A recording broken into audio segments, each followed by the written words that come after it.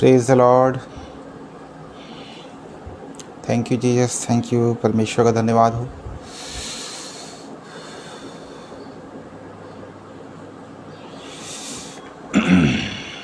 Thank you Jesus, thank you Jesus.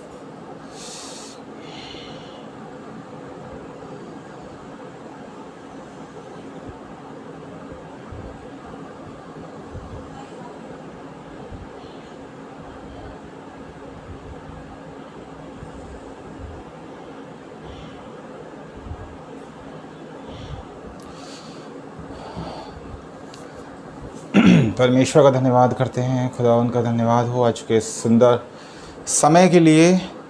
और मैं खुदावन का बहुत बहुत शुक्र करता हूं कि एक बार फिर से प्रभु परमेश्वर ने मुझे आज ये मौका दिया है ताकि मैं एक बार फिर से आराधना संदेश मिनिस्ट्री के सौजन्य से होते हुए और मैं हमारे बड़े भाई अनुपम डेविड की हमारा जो पेज है आगरा मसीह मंडली, उस पर आप लोगों के समक्ष परमेश्वर के वचन को बांट सकूं। मैं खुदावंत का धन्यवाद करता हूं कि उसने हम सबको, मुझे ही नहीं वरन हम सबको सुरक्षित रखा है, बड़े आराम से रखा। खुदावन ने अपने फजल से, अपने बड़े अनुग्रह से हमें बना के रखा ताकि हम उसकी नज़दीकी में रहने वाले हो सकें। प्रभु परमेश्वर का बीते दिनों हमारे ऊपर विशेष अनुग्रह रहा, आशीषें उसके हमें प्राप्त होती रहीं, और जिसकी वजह से प्रभु ने आज हमें एक बार फिर से ये मौका दिया है कि हम इस मिनिस्ट्री के द्वारा, जिसका नाम आगरा मसीह मंडली है, हम परमेश्वर के नाम का धन्यवाद करते हैं। परमेश्वर के वचन को, जो उसकी वाणी है, उसको हम अनेकों लोगों तक पहुंचाते हैं।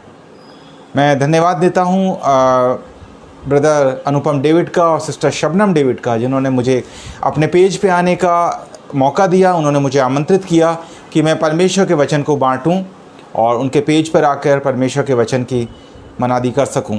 आइए हम सर्वप्रथम प्रार्थना में अपने स्वरों को झुकाते हैं और उसके बाद हम आगे स्तुति में कुछ गीतों को गाएंगे और उसके बाद हम परमेश्वर के वचन की ओर चलेंगे। धन्यवाद, धन्यवाद, धन्यवाद महान सर्वशक्तिमान प्रभु परमेश्वर, हम आपका धन्यवाद करते हैं प्रभु जी, आज के सुंदर दिन के लिए प्रभु जी, जो आपने हमें एक नए उजाले के रूप में दिखाया। खुदावन, हम आपका धन्यवाद करते हैं कि आपने अपने अनुग्रह से प्रभु हमें जिंदों की ज़मीन पर जिंदा रखा प्रभु जी, ताकि हम आपके लोग प्रभु, आपकी चुनी हुई प्रजा प्रभु परमेश्वर, आपके नाम की बड़ाई और प्रशंसा कर सके, आपके नाम को प्रभु हमदो सिताइश कर सकें, आपके नाम को ऊंचा कर सकें, आपके नाम को महिमा दे सकें। खुदावन, हम इस योग्य नहीं थे, लेकिन प्रभु जी आपने अपना अत्यंत प्रेम दिखाया, आपने अपनी करुणा दिखाई, और जिसकी वजह से प्रभु आज ये हमको मौका मिला है ताकि हम प्रभु तेरे वचन को पढ़ते हैं, सुनते हैं, समझते हैं, तेरी तारीफ़ में, तेरी स्तुति में गीतों को गाते हैं। खुदावन, हम धन्यवाद देते हैं प्रभु जी इस कार्य के लिए प्रभु जी, जो कि आगरा मसीह मंडली के द्वारा किया जाता है।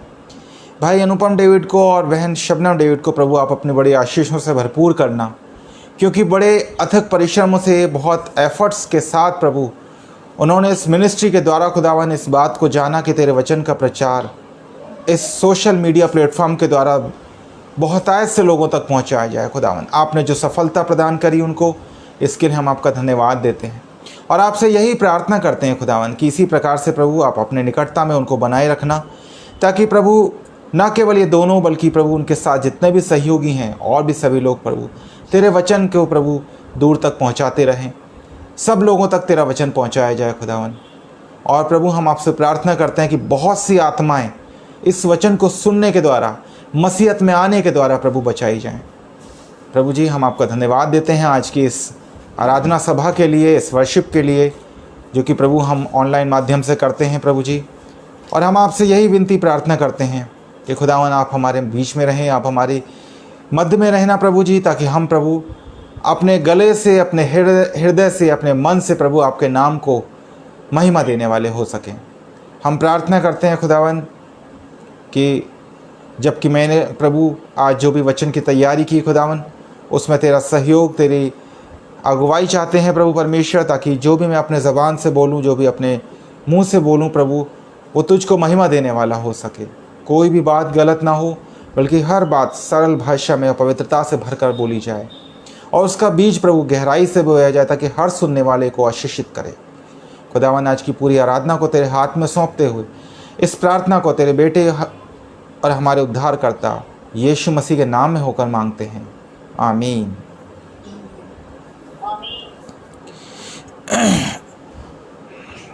परमेश्वर की तारीफ़ में हम गीत गाएंगे, और जो गीत है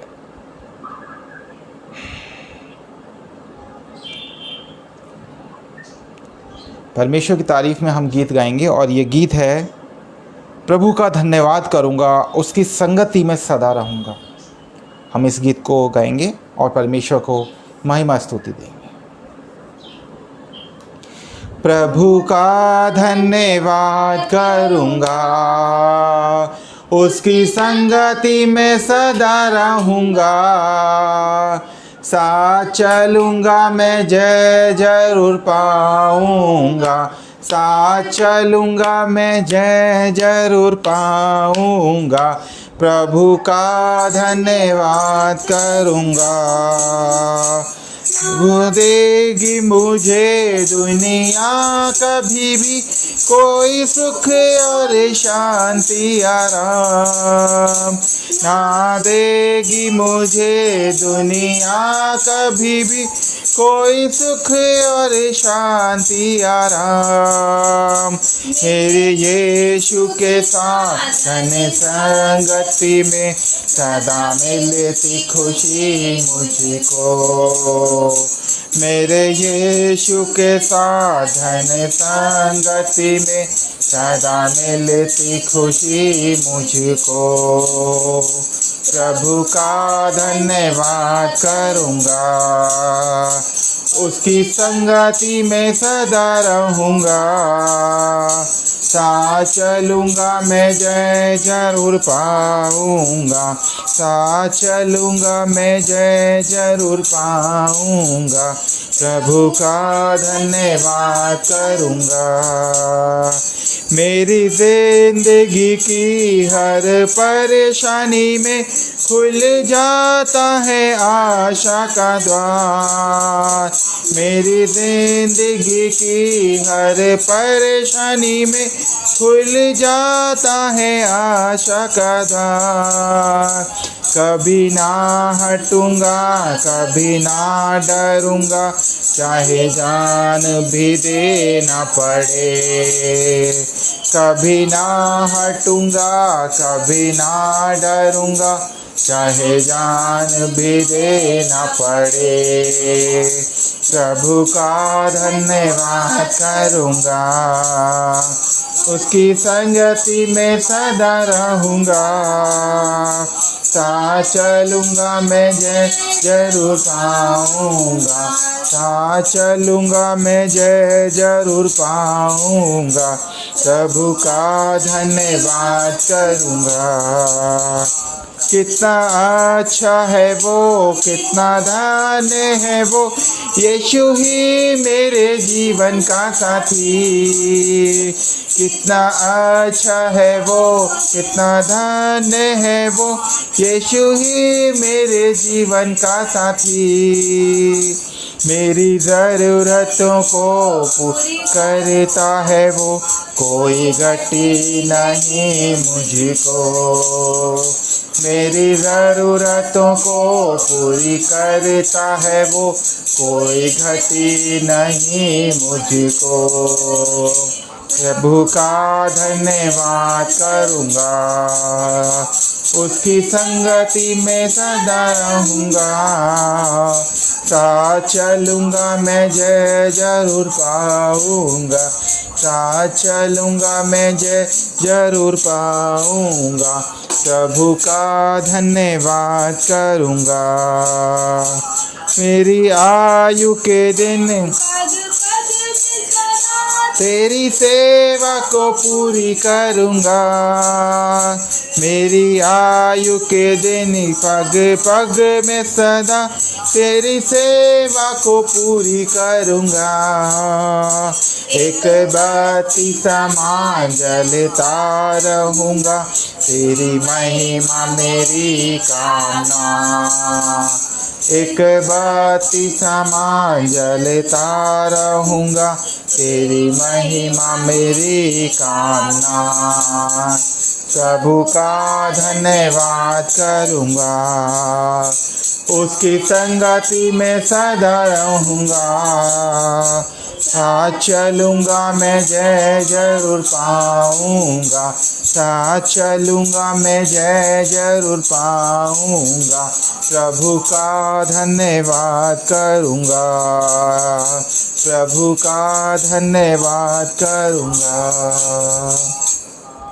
सचमुच हम लोगों को प्रभु का बहुत बहुत धन्यवाद करना चाहिए, क्योंकि हर चीज़ हमें प्रभु परमेश्वर की ओर से मिलती है और खुदावन का अगर अनुग्रह ना हो तो हमें बहुत सारी चीज़ें नहीं मिल सकती हैं। हमारे होठों से हमें प्रभु परमेश्वर का हमेशा धन्यवाद करना चाहिए। और जब भी हम चाहे जिन हालातों में, जिन परिस्थितियों में रहें, हमें जहाँ भी हम रहते हैं, हमें खुदावन का धन्यवाद ऊंचे स्वर से करना चाहिए। अपने गलों से, अपने हृदय से, अपने मन से खुदावन का धन्यवाद करना चाहिए, क्योंकि हमें जो जीवन दिया वो प्रभु ने दिया। हमें जो सारी वस्तुएं दी ये प्रभु ने दी।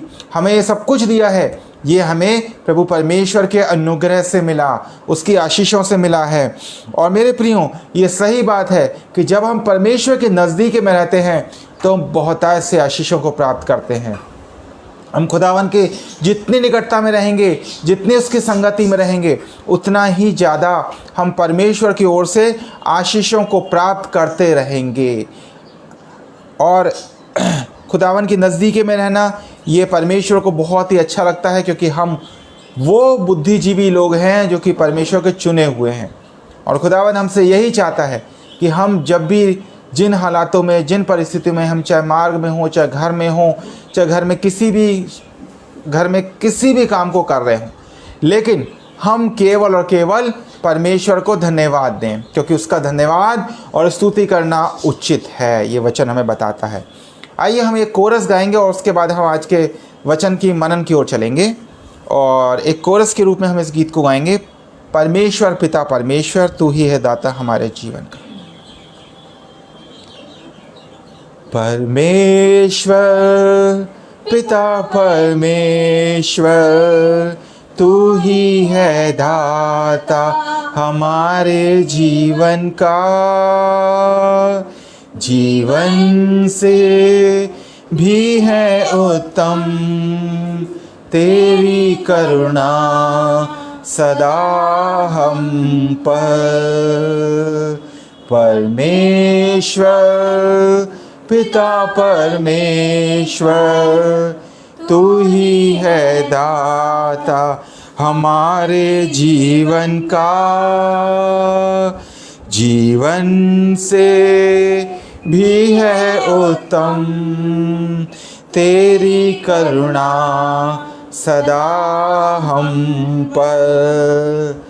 बंजर ज़मीं से तू उगाता है फसल, सूखी नदी से तू बहाता प्रेम जल।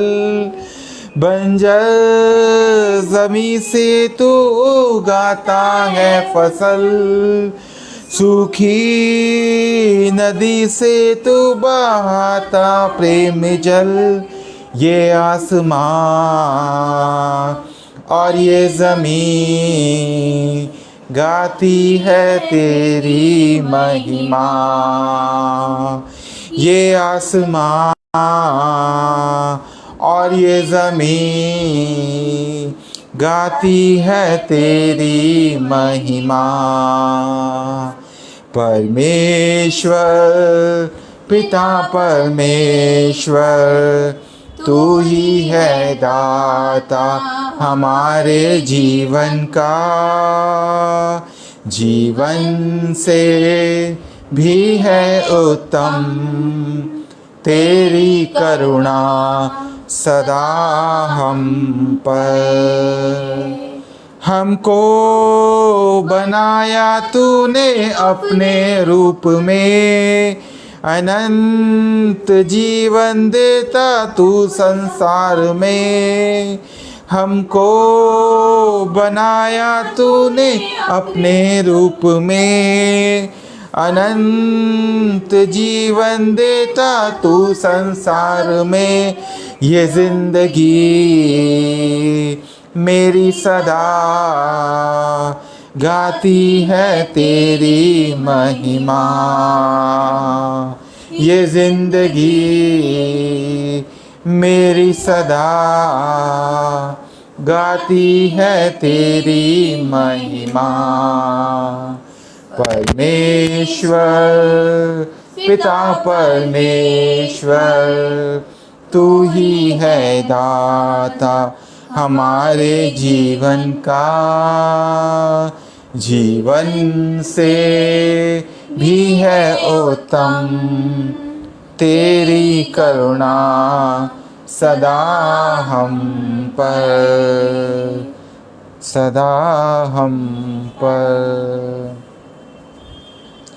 परमेश्वर का धन्यवाद करते हैं इस सुंदर बेशकीमती अवसर के लिए जो उसने अपने अनुग्रह से, अपनी करुणा से, अपनी दया से हम सबको दिया है। और हम हर बात में धन्यवाद करें, परमेश्वर का नाम ऊंचा करें, क्योंकि उसका धन्यवाद और स्तुति करना उचित है। मेरे प्रियो, मैं आज आप लोगों के सामने आगरा मसीह मंडली के पेज पर इस संदेश को लेके आया हूं, और जिसका विषय है, जिसका शीर्षक है हमारा धन्यवाद करना, धन्यवाद देना या धन्यवाद देना कितना उचित है। परमेश्वर हमसे क्या चाहता है, परमेश्वर की हमसे इच्छा क्या है कि हम क्या करें, हम क्या ना करें, क्या करें। हम अपने जीवन में अपने जीवन को जीने की इच्छा तो बहुत रखते हैं, लेकिन हमारे जीवन का मुख्य उद्देश्य क्या है, हमारे जीवन में कौन सी ऐसी चीज़ है जो कि परमेश्वर के निमित्त बहुत ही ज़्यादा इम्पोर्टेंस रखती है, बहुत ज़्यादा ज़रूरी है, बहुत ज़्यादा एक कहना चाहिए कि उसके बगैर कुछ भी नहीं है। और वो चीज़ है धन्यवाद करना, धन्यवाद करना, परमेश्वर की इच्छा को जानना। ये हमारे लिए सबसे ज़्यादा ज़रूरी है कि परमेश्वर हमसे क्या चाहता है, खुदावंद हमसे क्या चाहता है कि हम क्या करें। और यही परमेश्वर चाहता है, यही परमेश्वर चाहता है कि हम केवल और केवल उसका धन्यवाद करें। लिखा है कि हर बात में धन्यवाद करो। मेरे साथ आप पढ़ने के लिए निकालें, और मैं रिक्वेस्ट करता हूं जितने भी लोग मेरे साथ फेसबुक पे आगरा मसीह मंडली के पेज पर जुड़े हैं, वो प्लीज़ जितनी भी वर्सेस पढ़ी जाए उनको कमेंट में शेयर करें, और इस संदेश को अपने सभी मित्रों के साथ, सभी परिचितों के साथ शेयर करें, क्योंकि आज हम परमेश्वर के उस मुख्य और महत्वपूर्ण वचन पर चर्चा करने जा रहे हैं जो कि हमारे मसीह जीवन के लिए बहुत ज़्यादा ज़रूरी है। प्लीज़ इसको अधिक से अधिक लोगों के साथ शेयर करें। आपको एक शेयर का बटन मिलेगा, उसको दबाएं और अन्य ग्रुप्स में और अन्य सभी लोगों तक शेयर करें, ताकि परमेश्वर के वचन को हम उस उद्देश्य को पूरा कर पाएँ जो कि हमें ज़रूरी है। हम मसीहों को, हम मनुष्यों को जो कर्तव्य मिला है, हमारी ड्यूटी मिली है कि हम इस वचन का प्रचार करें। मेरे प्रियों, वो समय आ चुका है, और सोशल मीडिया ही मैं कहता हूं कि वो प्लेटफॉर्म है जिसके द्वारा परमेश्वर ने कहा कि मेरा वचन सब जातियों तक फैलाया जाएगा। बहुत से लोग आपके फ्रेंड्स हैं, अन्य जातियों के, अन्य धर्मों के हैं। सुनने दीजिए, होने दीजिए परमेश्वर का वचन उन लोगों तक भी पहुंचे। इसलिए मेरा निवेदन है आप लोगों से, प्लीज़ इसको अधिक से अधिक शेयर करें, और कमेंट में ज़रूर हर वर्ष को आप टाइप करें, प्लीज़ मेरा रिक्वेस्ट है। आइए हम वचन की ओर चलते हैं, और पहला वचन का हम देखते हैं धन्यवाद करना, धन्यवाद देना। परमेश्वर के निमित्त धन्यवाद देने के लिए कौन सी हमें पद मिलता है, वो है पहला थिस्सलुनीकियों और उसका 5वां अध्याय, पहला थिस्सलुनीकियों उसका 5वां अध्याय और 18वां पद। पहला थिस्सलुनीकियों 5वां अध्याय और 18वां पद जो मुख्य है, और कहता है कि हर बात में धन्यवाद करो, क्योंकि तुम्हारे लिए मसीह यीशु में परमेश्वर की यही इच्छा है। क्या इच्छा है परमेश्वर की? कौन सी इच्छा परमेश्वर की है? ये वचन हमें इस बात के लिए बता रहा है, ये वचन हमें इस बात के लिए बता रहा है कि परमेश्वर हमसे क्या चाहता है। पहला थिस्सलुनीकियों 5वां अध्याय 18वां पद क्या कहता है कि हर बात में धन्यवाद करो, कुछ बातों में धन्यवाद मत करो। परमेश्वर ने अगर हमें कहते हैं कि जड़ ज़मीन ज़रूर दे दी, तो उसके बाद धन्यवाद नहीं करना है। हर बात में धन्यवाद करें। सुबह उठें तो धन्यवाद दें, अपना कुछ भी काम करें तो धन्यवाद दें, जॉब पर जाना हो तो धन्यवाद दें, स्कूल जाना हो तो धन्यवाद दें, यदि आप कुछ खाने बैठे हो तो धन्यवाद दें, यदि आप कुछ काम करने बैठे हो तो धन्यवाद दें। हर बात में धन्यवाद दें। हर बात में, यदि आप कुछ नया शुरू कर रहे हैं, यदि आपने एक नया बिजनेस शुरू किया है, यदि एक नई जॉब लगी है, यदि एक नया काम शुरू हुआ है, यदि आपके घर में एक आपके बेटे बेटियों के रिश्ते तय हुए हैं, तो भी धन्यवाद दें। हर बात में धन्यवाद देना है। हर बात में क्यों धन्यवाद देना है? क्योंकि प्रभु को, परमेश्वर को आगे रखना है। प्रभु परमेश्वर की मर्जी होती है तो ही हमारे जीवनों में ये सारी चीज़ें पूरी होती हैं। परमेश्वर की मर्जी अगर नहीं होगी मेरे प्रियो, तो हमारे जीवन में कोई भी बात पूरी नहीं हो सकती। और परमेश्वर की मर्जी के बगैर कहते हैं कि ईश्वर की मर्जी के बगैर एक पत्ता भी नहीं हिलता है। वाकई में ये बात बिल्कुल सही है, क्योंकि परमेश्वर ना चाहे तो कुछ भी नहीं हो सकता। हमारा समय, हमारा काल, हमारा जीवन का मार्ग, हमारी आदतें, सब कुछ परमेश्वर के द्वारा सुनिश्चित की जाती हैं। इसीलिए हमें जो कुछ भी करना है, हमें हर बात में परमेश्वर को धन्यवाद देना है। और क्यों धन्यवाद देना है? क्योंकि तुम्हारे लिए यानी मेरे लिए और आपके लिए, क्योंकि तुम्हारे लिए मसीह यीशु में परमेश्वर की यही इच्छा है। परमेश्वर की इच्छा को जान लीजिए। परमेश्वर की इच्छा क्या है? और मसीह यीशु में होके है, ऐसे नहीं है कि खाली है। मसीह यीशु में परमेश्वर की यही इच्छा है। मसीह यीशु में होकर परमेश्वर हमसे क्या चाहता है? बार बार मैंने आपको इस भी शुरुआत में इस बात को कहा कि जानिए कि परमेश्वर क्या चाहता है। परमेश्वर की इच्छा क्या है? परमेश्वर की इच्छा यही है कि हम हर बात में धन्यवाद करें। जितने भी काम हम करते हैं, जितने भी काम हम शुरू कर रहे हैं, उसमें हमें धन्यवाद करना है, क्योंकि परमेश्वर की इच्छा यही है। परमेश्वर हमसे बहुत कुछ नहीं चाहता है। परमेश्वर हमसे यही चाहता है कि हम हर बात में उसका धन्यवाद करें। और धन्यवाद देना जरूरी भी है। यदि हमारा सांसारिक पिता, जिसके द्वारा हमने जन्म लिया, या हमारी माता हमें कुछ भी चीज़ देते हैं, हमें कोई गिफ्ट देते हैं, हमें कोई बड़ा आइटम ला के देते हैं, तो हम क्या करते हैं? हम इंग्लिश में बोलते हैं थैंक यू पापा, थैंक यू मम्मी, या किसी को भी, हम परिचित को भी बोलते हैं। क्यों बोलते हैं? क्योंकि उसने हमारी इच्छा को पूरा किया, उसने हमें बहुत सुंदर गिफ्ट दिया। तो जब परमेश्वर ने हमको जो जीवन दिया है, परमेश्वर ने हमको जो आत्मा, बुद्धि और सांसें दी हैं, परमेश्वर ने जो हमें सबसे बड़ी चीज़, हमें जो जीवन दिया है, क्या हमें उसके लिए धन्यवाद नहीं करना चाहिए?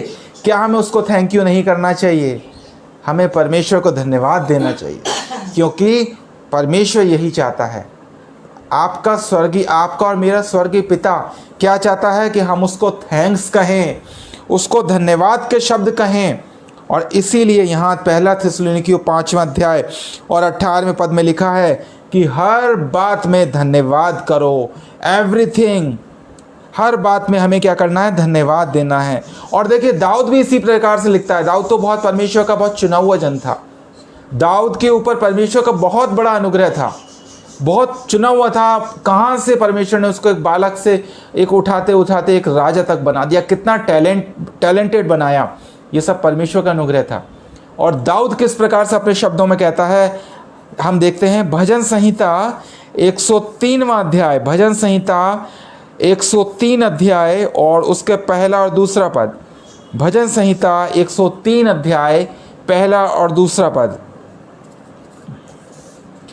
कहता है, दाऊद कहता है, हे मेरे मन यहोवा को धन्य कहे, और जो कुछ मुझ में है वह उसके पवित्र नाम को धन्य कहे। दाऊद इस बात को कहता है भजन संहिता 103 और उसके पहले पद में कि हे मेरे मन से भी वो कह रहा है, ना केवल अपने शरीर से, तो वो था ही था परमेश्वर के साथ, लेकिन वो अपने मन से भी कहता है कि हे मेरे मन यहोवा को धन्य कहे, और जो कुछ मुझ में है वह उसके पवित्र नाम को धन्य कहे। उसके द्वारा परमेश्वर का नाम ऊंचा किया जाए। इतना बड़ी ब्लेसिंग उसको मिली थी, उसके बावजूद भी वो क्या चाहता था? वो क्या कहता है कि हे मेरे मन, तू परमेश्वर को धन्य कहे, यहोवा को धन्य कहे, क्योंकि मैं अपने तन, मन और धन से मैं परमेश्वर की स्तुति चाहता हूँ।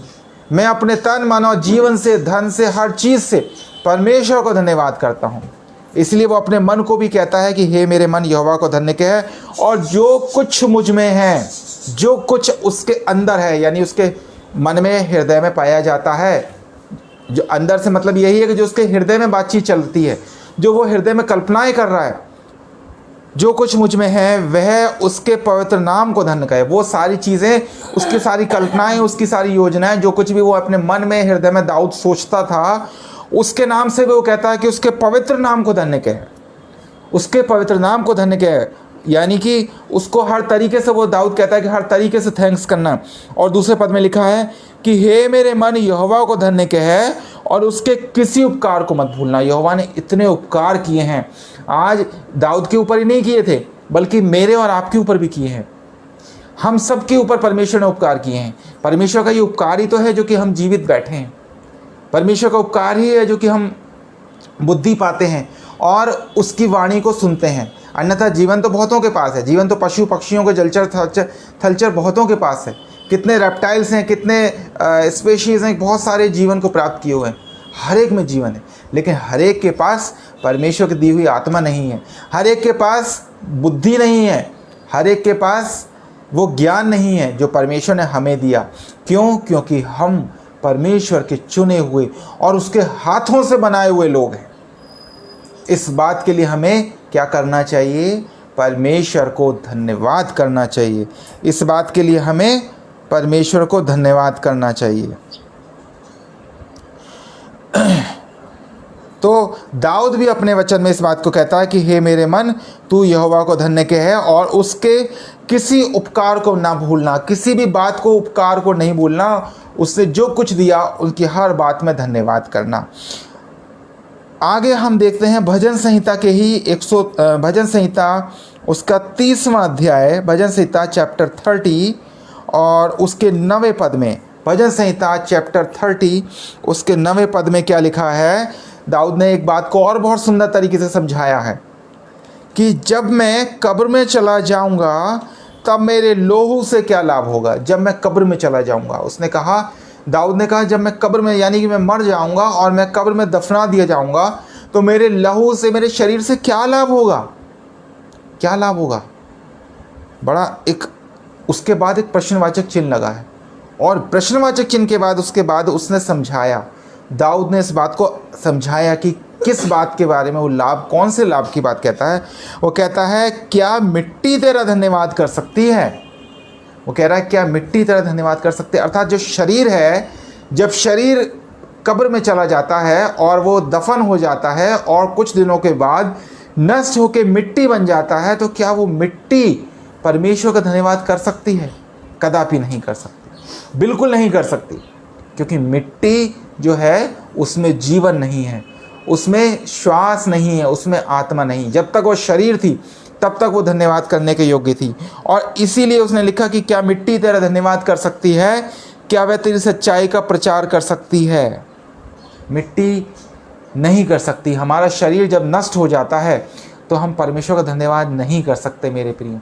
इसीलिए जब तक हम जीवित हैं, जब तक परमेश्वर हमें जीवित दिया है, तो जितने भी गिन गिन के जो उसके उपकार, जो उसके काम हमारे जीवन में हो रहे हैं, हर बात के लिए उसको धन्यवाद दें।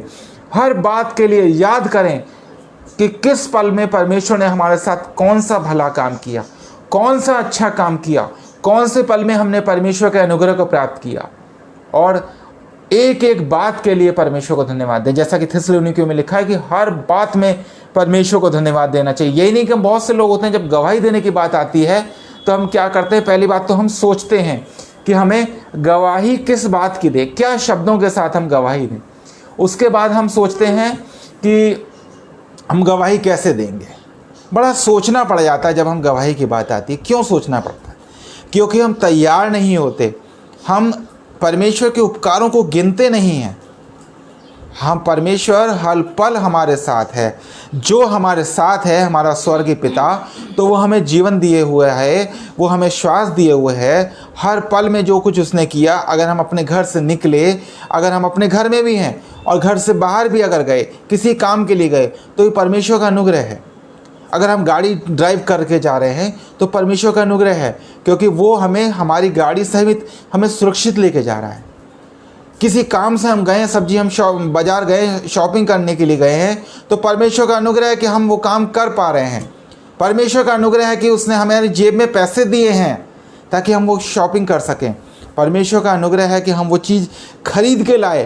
परमेश्वर का अनुग्रह है कि हमने वो चीज़ को खाया, ग्रहण किया। परमेश्वर का अनुग्रह है मेरे प्रियो। परमेश्वर का इन सारी बातों में धन्यवाद देना चाहिए। चुन चुन के नहीं कि परमेश्वर ने आज चलो हम बीमार थे और हमारी बीमारी ठीक हो गई तो इसलिए उसने हम धन्यवाद करते हैं। सप्ताह में 10 दिन में, 15 दिन में, महीने भर में हमने धन्यवाद कर दिया, बहुत बड़ा काम कर दिया। क्योंकि साहब हम बीमार थे और परमेश्वर ने हमें ठीक किया और हमने गवाही के रूप में धन्यवाद कर दिया। जब गवाही देते हैं तो ये ना सोचें कि गवाही हम कुछ लोगों के सम्मुख बोल रहे हैं। गवाही, बहुत से लोग इस गलतफहमी में होते हैं कि गवाही हम कुछ चंद लोगों के सामने अपनी घटना को बता रहे हैं।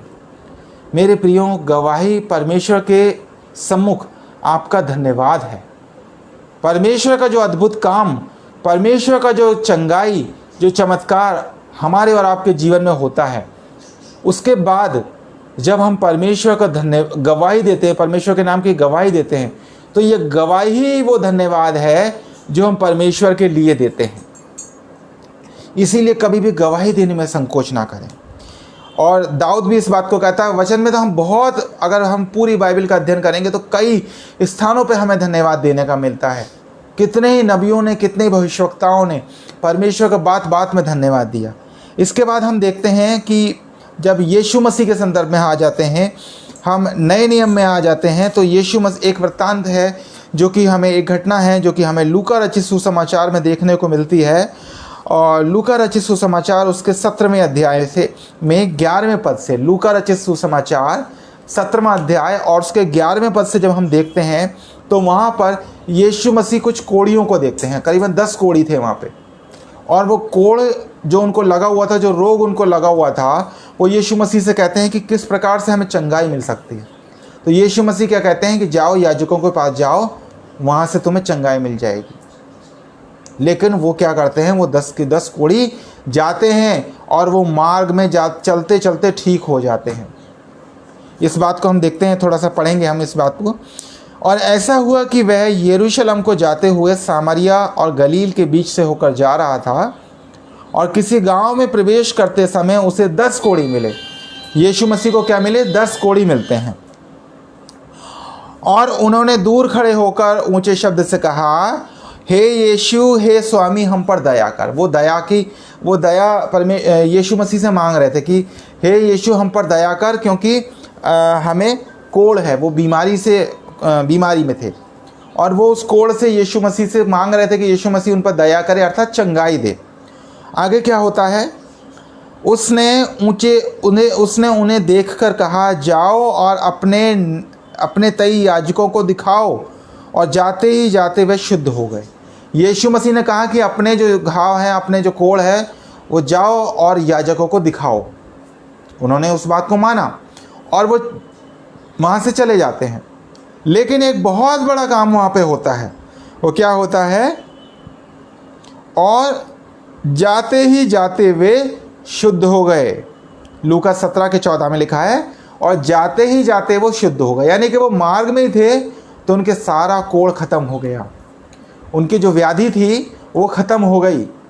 और उसके आगे हम पढ़ेंगे, तब उनमें से एक ये देखकर कि मैं चंगा हो गया हूँ, ऊंचे शब्द से परमेश्वर की बड़ाई करते हुए लौटा। यहाँ पर वो ट्विस्ट है इस घटना में। उनमें से लिखा है कि 15वें पद में, 15वां पद अब खास है, तब उनमें से एक ये देख कर कि मैं चंगा हो गया। एक ने ही पाया, 9 ने इस बात के लिए नहीं नोटिस किया, लेकिन एक ने इस बात को, परमेश्वर का काम जाना, और उसने क्या देखा कि मैं चंगा हो गया हूँ, ऊंचे शब्द से परमेश्वर की बड़ाई करी और वापस लौटा। वापस आया, कहाँ आया? यीशु मसीह के पास आया। और क्या कहता है 16वें पद में, यीशु के पांवों पर मुंह के बल गिरकर उसका धन्यवाद करने लगा। और वह सामरी था, वो सामरी व्यक्ति था। उसने क्या करा? यीशु के पांव में पड़ा और यीशु का धन्यवाद करने लगा। मेरे प्रियो, जब हमारे जीवन में कोई अद्भुत काम होता है, चाहे चंगाई हो, चाहे हमारे घर में कोई हमारा बच्चा पढ़ के या ट्रेनिंग में क्वालिफाई करता है, पास होता है, हमारे घर में किसी प्रकार का माहौल होता है, जश्न का माहौल होता है, खुशी का माहौल होता है, हमें हर बात में परमेश्वर का धन्यवाद करना चाहिए। और यहाँ पर हम इस घटना में देखते हैं कि जब 10 कोढ़ी व्यक्ति थे तो उनमें से 9 ने इस बात को नहीं जाना, लेकिन एक ने इस बात को रियलाइज़ किया कि उसके जीवन में परमेश्वर का काम हुआ है, उसके जीवन में परमेश्वर ने उसको उस कोढ़ से चंगाई दी है। 9 तो चले गए, वो लौट के नहीं आए, लेकिन एक व्यक्ति लौट के आता है और वापस आके यीशु मसीह के पैरों में गिरकर दंडवत करता है और क्या करता है, उसका धन्यवाद करने लगा। मेरे प्रियो, धन्यवाद करना जरूरी है। जिसने हमें जीवन दिया, यदि वो हमारे जीवन में अच्छे और भले काम करता है तो उसके लिए हमें उसका धन्यवाद करना चाहिए। हमें इस बात में संकोच नहीं करना चाहिए। इसीलिए मैं कह रहा हूँ आप लोगों से कि हम सबसे कि जब भी हम परमेश्वर के कामों को अपने जीवन में पाते हैं, चाहे वो बीमारियों से चंगाई हो, चाहे वो अन्य किसी भी प्रकार के काम हो, कभी भी संकोच ना करें। गवाही बेशक आप कहेंगे कि हम अकेले में नहीं दे सकते, गवाही कलीसिया में दीजिए, गवाही ग्रुप्स में दीजिए, झुंड में दीजिए। जितने लोग हैं, 4 लोग हैं, चाहे 40 लोग हैं, चाहे 400 लोग हैं, यदि आपके जीवन में परमेश्वर का काम हुआ है तो क्या करें, गवाही दें, क्योंकि ये गवाही परमेश्वर के निमित्त धन्यवाद है। ये गवाही परमेश्वर के निमित्त धन्यवाद है। आप यीशु को ही देख लीजिए। यीशु मसीह ने जितनी बार, हम इस नए नियम में कई वचनों में पढ़ सकते हैं, कई बार, वो तो स्वयं पिता परमेश्वर था, वो स्वयं पिता परमेश्वर का प्रतिरूप था, उसका बेटा था, लेकिन उसके बावजूद भी यीशु मसीह ने कई बार यीशु को धन्यवाद दिया, परमेश्वर को धन्यवाद दिया। यीशु मसीह ने परमेश्वर को धन्यवाद दिया। कितनी घटनाएं हम सब याद कर सकते हैं, जिसमें कि जब यीशु मसीह ने लोगों को 5000 लोगों को भोजन कराया, है ना, और उसके बाद जब यीशु मसीह अंतिम भोज में थे तब भी जो उन्होंने रोटी और दाखरस लिया, उस पर भी धन्यवाद दिया। एक घटना और है जहाँ पर हम देखते हैं कि लाजर के बारे में, जब लाजर को यीशु मसीह ने कब्र से बाहर बुलाया और मार्था इस बात को कह रही थी, मार्था कहती है कि हे यीशु, उसे तो कब्र में रखे हुए 4 दिन हो चुके हैं, अब क्या वो जीवित थोड़े ना होगा, वो तो और ज़्यादा नष्ट हो चुका होगा, या उसके शरीर से बदबू आ रही होगी, दुर्गंध आ रही होगी, ऐसा होता है। लेकिन यीशु मसीह का विश्वास था, वो जानता था कि मैं उसे जब आवाज़ लगाऊंगा तो वो आएगा। और यीशु मसीह ने एक बहुत बड़ा चमत्कार वहाँ पे किया। ऐसे चमत्कार बहुत कम देखने मिलते हैं, जो कि मरे हुए को जिलाया। और क्या किया, यीशु मसीह ने पुकारा, लाजर, हे लाजर, बाहर निकला। यीशु मसीह के ये शब्द थे। और क्या होता है, हम देखते हैं कि लाजर उस कब्र से बाहर निकल आया जहाँ पे उसको दफनाया गया था। 4थे दिन के बाद भी लाजर बाहर निकल आया। और उस घटना के बाद यीशु मसीह क्या कहते हैं जानते हैं? ये हमें लूका रचित सुसमाचार में देखने को मिलता है। यीशु मसीह परमेश्वर का धन्यवाद देते हैं और कहते हैं कि हे परमेश्वर, तेरा धन्यवाद हो क्योंकि तूने मेरी प्रार्थना सुन ली है। यीशु मसीह ने भी धन्यवाद दिया। किसका दिया? परमेश्वर का। अपने पिता परमेश्वर का धन्यवाद दिया कि उसने यीशु की प्रार्थना को सुना और लाजर को सुरक्षित मरने के बाद भी एक जिंदा करके उस कब्र से निकाला। और यीशु मसीह ने इसी प्रकार से जहाँ कहीं भी अपने चमत्कारों को दिखाया, चाहे वो प्रार्थना करते थे, चाहे वो लोगों के बीच में अपने कामों को दिखाते थे, हर जगह वो परमेश्वर का धन्यवाद करना नहीं भूलते थे। और यही यीशु मसीह ने हमें भी और आपको भी सिखाया है कि जब भी हम परमेश्वर के निमित्त कुछ भी काम करें, हमारे जीवन में चाहे कुछ भी काम हो, हम परमेश्वर का धन्यवाद अवश्य करें। एक अंतिम पद और हम पढ़ेंगे और उसके बाद मैं आज के वचन को समाप्त करूंगा, जो कि पाया जाता है फिलिपियों की पुस्तक 4था अध्याय उसका 6ठा वचन। फिलिपियों की पुस्तक 4था अध्याय उसका 6ठा वचन, जहाँ पे लिखा है, किसी भी बात की चिंता मत करो, परंतु हर एक बात में तुम्हारे निवेदन, प्रार्थना और विनती के द्वारा धन्यवाद के साथ परमेश्वर के सम्मुख उपस्थित किए जाएं। हालेलुया। हमें किसी भी बात की फिक्र नहीं करनी चाहिए। वचन हमें क्या सिखाता है कि हमें किसी भी बात की चिंता नहीं करनी चाहिए, किसी बात के लिए टेंशन नहीं लेनी चाहिए। बहुत से लोग तो टेंशन में ही जीते रहते हैं। उनको इतनी टेंशन होती है कि अरे पता नहीं हमारे घर में क्या होगा, हमारे लिए पैसे का इंतज़ाम कैसे होगा। होती है, सांसारिक रूप में आपको टेंशन हो सकती है, चिंताएं हो सकती हैं, लेकिन ये चिंताएं क्या है, ये हमारे लिए सर पे बोझ है।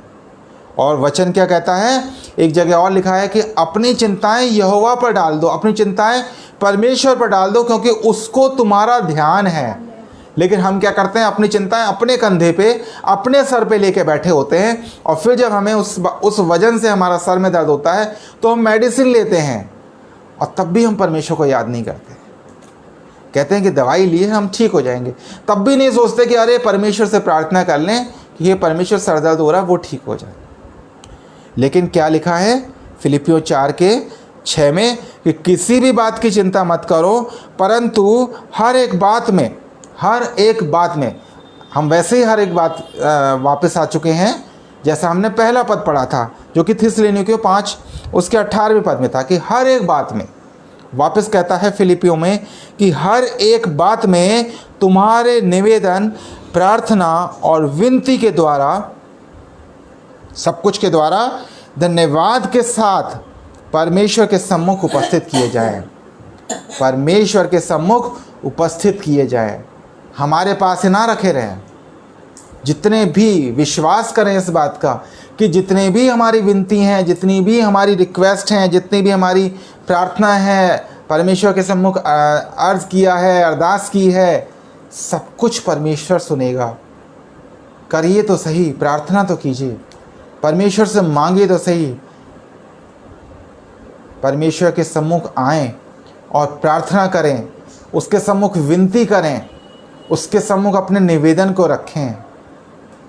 और जब परमेश्वर उन प्रार्थनाओं को सुनता है, उसका जवाब हमें हाँ और आमीन में मिलता है, एक सकारात्मक रूप में मिलता है, चंगाइयों के रूप में मिलता है, सफलता के रूप में मिलता है। तो जब ये आपको रिसीव हो, उसके बाद परमेश्वर का धन्यवाद करना ना भूलें, क्योंकि हर एक बात में धन्यवाद करो और उसका धन्यवाद और स्तुति करना उचित है। आज का वचन हमें यही सिखाता है, और लिखा है कि परमेश्वर के सम्मुख उपस्थित किए जाएंगे। ऐसा नहीं है कि परमेश्वर उनको नहीं सुनेगा, लेकिन हमारी हर प्रार्थना, विनती, निवेदन परमेश्वर के सम्मुख ग्रहण, प्रार्थना को सुनता है, सारी निवेदनों को सुनता है। इसलिए परमेश्वर के सम्मुख अपने विनतियों को, निवेदन को अवश्य करें मेरे प्रियों, और परमेश्वर से प्रार्थना करते रहें कि खुदावंद हमारी हर विनती को सुने, और उसके बाद हमें उसका जवाब, हमें सफलता और चंगाई और भरपूरी के साथ मिले, और उसके बाद हम उसके धन्यवाद कर सकें। आइए परमेश्वर के आगे अपने सरों को झुकाएंगे, एक बार फिर से हम प्रार्थना में जाते हैं। धन्यवाद देते हैं महान पिता परमेश्वर, सारे जगत के सृष्टिकर्ता प्रभु, सारे जगत के राजा, उसके रचयिता, हमें जिंदा की ज़मीन पर जिंदा रखने वाले प्रभु परमेश्वर, हम आपका धन्यवाद करते हैं खुदावन, आज के सुंदर दिन के लिए, तेरी आशीषों के लिए, तेरी बरकतों के लिए प्रभु जी, जो कि आपने बड़े फजल से प्रभु हमें दी है। खुदावन धन्यवाद करते हैं आज के इस जीवित वचन के लिए प्रभु जी, जो कि प्रभु हमें इस बात के लिए सिखाता है कि हमें हर बात में, हर परिस्थिति में खुदावन तेरा धन्यवाद करना चाहिए। हर बात में हम प्रभु, चाहे जिन हालातों में, जिन परिस्थितियों में रहें, हमारे मुख से प्रभु केवल तेरा धन्यवाद निकलने वाला हो सके। प्रभु जी, हम अज्ञानी, हम निर्बुद्धि मनुष्य इस बात को नहीं समझते कि हमारा हर पल प्रभु तेरी ओर से दिया हुआ है। हमारे जीवन की हर श्वास, हमारे दिल की हर धड़कन खुदावन, हर चीज़ प्रभु आपकी ओर से है। आपके लिए प्रभु हम धन्यवाद की भेंटें हर समय उपस्थित करते रहें प्रभु परमेश्वर। हमारा विश्वास है प्रभु जी, आप हमारी प्रार्थनाओं को सुनते हैं। धन्यवाद देते हैं प्रभु जी आज के सुंदर वचन के लिए, जो आपने अपने अनुग्रह से हमें दिया, और इस बात को प्रभु हमें समझने का मौका दिया कि हम प्रभु इस बात को जाने कि प्रभु हमें तुझे धन्यवाद देना उचित है। हम प्रार्थना करते हैं खुदावन, इस वचन के द्वारा बहुत से लोग आशीषों को प्राप्त करें, और जितने भी लोगों ने प्रभु आज के इस वचन को सुना, चाहे ऑनलाइन ऑफलाइन माध्यम से हो, उन तक तेरा वचन प्रभु बहुतायत से पहुँचाया जाए। इस वचन के द्वारा बहुत सी आत्माएं बचाई जाएं, बहुत से लोगों का जीवन बदल सके। हम एक बार फिर से प्रभु जी धन्यवाद देते हैं आगरा मसीह मंडली पेज के लिए प्रभु परमेश्वर, जिसके द्वारा प्रभु इस वचन का आज प्रचार किया गया। और खुदावन हम आपसे प्रार्थना करते हैं भाई अनुपम डेविड के लिए, उनकी पत्नी के लिए प्रभु परमेश्वर, सिस्टर शबनम डेविड के लिए प्रभु जी, इन दोनों को आपने प्रभु अपने अनुग्रह से परिपूर्ण किया। बड़ी लगन से और बड़े अथक परिश्रम से प्रभु तेरे वचन को सुबह से और रात तक प्रभु लोगों तक पहुंचाने के लिए परिश्रम करते हैं। विभिन्न वक्ताओं को आमंत्रित करते हैं खुदावन, इनके ऊपर प्रभु तेरी आशीषें सदा सर्वदा बनी रहे। हम प्रार्थना करते हैं खुदावन आगरा मसीह मंडली के द्वारा प्रभु तेरा वचन दूर दराज तक पहुंचाया जाए। हम प्रार्थना करते हैं खुदावन हमारी मिनिस्ट्रीज़ के लिए, ब्लिसफुल प्रेयर फेलोशिप के लिए, आराधना संदेश मिनिस्ट्री के लिए खुदावन, जो तेरे अनुग्रह से चलाई जाती हैं प्रभु जी। जितने भी लोग प्रभु इस वचन को सुनने के लिए ज्वाइन करते हैं, उन सब के ऊपर भी तेरी आशीषें हों, तेरा बरकतें, तेरी अनुग्रह प्रभु बहुत ऐसे हो सके। हम प्रार्थना करते हैं बहुत से लोग प्रभु जो भी हमारे बीच में बीमारी की दुर्बलता के हालत में हैं, उनको बड़ी चंगाई देना प्रभु जी, आप संभालना ताकि खुदावन हर प्रकार की बीमारियों से बचाए जाएं। उनके ऊपर प्रभु अपना शिफा भरा हाथ रखना ताकि वो चंगाई को प्राप्त कर सकें। हम प्रार्थना करते हैं खुदावन हमारे देश के लिए, हमारे नगरों के लिए, ताकि हर जगह अमन और शांति रहे।